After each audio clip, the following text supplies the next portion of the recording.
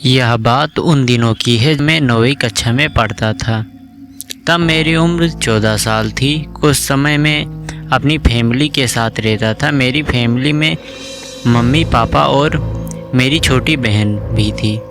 मेरे पापा गवर्नमेंट की नौकरी करते थे, इसीलिए हमें सरकारी क्वार्टर्स में रहना पड़ता था। जब मेरे पापा का प्रमोशन हुआ था तब हमने उस कॉलोनी में एक बड़ा सा फ्लैट लिया। उसके बाद हम नए फ्लैट में शिफ्ट हो गए। बहुत ही खुश था क्योंकि मैं सोच रहा था कि अपना एक अलग से कमरा लूँगा। पता नहीं क्यों जिस दिन से हम उस घर में रहने के लिए गए थे तब से मुझे उस घर में अजीबोगरीब बेचैनी महसूस हो रही थी। उस घर में मुझे देर से सोने की आदत थी क्योंकि हमारा टीवी चैनल वाला हर रात को एक नई फिल्म दिखाता था और मेरे मम्मी पापा और बहन दूसरे कमरे में जल्दी सो जाते थे। शुरू में तो सब कुछ ठीक था, लेकिन अचानक मुझे एक रात को जब मैं अपने बेड पर बैठकर मूवी देख रहा था तो अचानक से मुझे रूम के बाहर से किसी की आवाज़ सुनाई दी। मुझे लगा कि मम्मी यहाँ पानी पीने के लिए उठी होंगी। मैंने ध्यान नहीं दिया, लेकिन मैंने टीवी का आवाज़ थोड़ा धीमा कर दिया। लेकिन 4 से 5 मिनट के बाद फिर से वही आवाज़ आने लगी।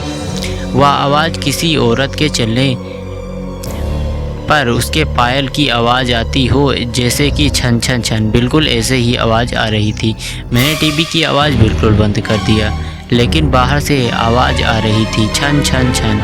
यह आवाज़ सुनकर मेरा शरीर कांपने लग गया और रोंगटे भी खड़े हो गए। आवाज़ लगातार आ रही थी, 4 से 5 सेकंड के लिए सुनाई दी थी, उसके बाद बंद हो जाती थी।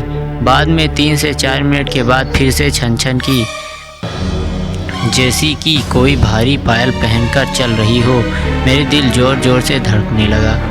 ऐसा लग रहा था कि अभी मेरा हृदय छाती से बाहर निकलकर मुंह में आ जाएगा। पता नहीं चल रहा था कि मैं क्या करूं। मैंने सोचा कि अपने मम्मी पापा को भी उठाकर उनसे सारी बात बता दूं। बाद में मैंने हिम्मत करके दरवाज़ा खोला तो अचानक वही आवाज़ सुनाई दी, छन छन छन। उस समय वही आवाज़ बिल्कुल मेरे सामने से आ रही थी। ऐसा लग रहा था कि कोई नई परिणीत स्त्री चलकर मेरे पास आ रही हो, लेकिन सिर्फ आवाज़ ही आ रही थी। सामने से कोई नहीं दिख रहा था। आवाज़ बिल्कुल स्पष्ट सुनाई दे रही थी, छन छन छन। मैंने मम्मी पापा को जगा दिया और सारी सच्चाई उनको बता दी। मेरे पापा इस बात को मानने के लिए बिल्कुल तैयार नहीं थे। वैसे भी वह सब पूरी तरह नींद में थे। किसी ने मेरी बात पर ध्यान नहीं दिया। बाद में मैं अपनी मम्मी पापा के साथ उनके कमरे में सो गया। ऐसे ही 3-4 दिन निकलने के बाद एक रात को फिर से वही आवाज़ सुनाई दी, छन छन छन। बाद में मुझे उस आवाज़ की आदत पड़ गई। आवाज़ आने का कोई भी समय नहीं था। कभी कभी वह रात के 10 बजे से या फिर 10:30 बजे से आती थी, परंतु एक बात तो पक्की थी कि वह आवाज़ सिर्फ मुझे ही सुनाई दे रही थी और दूसरे किसी को नहीं। कभी कभी वह आवाज़ मुझे बहुत ही डर जाता, लेकिन हमारी कमी कभी भी कुछ भी खराब नहीं होना था। 8 से 9 महीने बाद हमें एक नया फ्लैट मिल गया और हम वहाँ पर शिफ्ट हो गए। उसी फ्लैट में हमारी जगह पर जो नए लोग रहने के लिए आए थे वह हमारे जान पहचान के लोग थे। उनका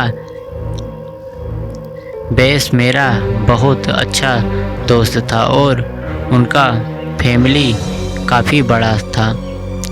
एक दिन वह अंकल हमारे घर पर आए और हमसे पूछा कि क्या आपको कभी कोई आवाज़ सुनाई दे रही थी। बस यही बात सुनकर मुझे पूरा यकीन हो गया था कि वह मेरा कोई वहम नहीं था। उस अंकल के पूरे परिवार ने वही आवाज़ सुनी थी। आखिर मेरे मम्मी पापा को यकीन हो गया कि मैं झूठ नहीं बोल रहा था। बाद में उन लोगों ने घर में पूजा पाठ करवाया। हमने यह बात जानने की कोशिश की थी कि उस घर में आखिर हुआ क्या था।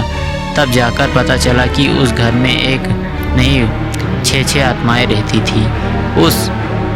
उस सब बताओ 14 वर्ष हो गए और अब मैं बड़ों बड़ा हो गया हूँ। मुझे पता नहीं है कि क्या आज भी वह आवाज़ सुनाई दे रही है या नहीं, लेकिन आज भी मैं उस आवाज़ के बारे में सोचता हूँ तो मेरे मन में एक अजीब सा डर लगने लगता है। भगवान की कृपा है कि आज सब कुछ ठीक है। तो यह स्टोरी यहीं पर ख़त्म होती है। अगर आप लोगों को वीडियो की तो वीडियो को लाइक और चैनल को सब्सक्राइब जरूर कीजिए, क्योंकि यह कोई स्टोरी बनाने में काफ़ी मिलती है। बाय बाय गाइस, मिलते हैं इसके अगले एपिसोड में।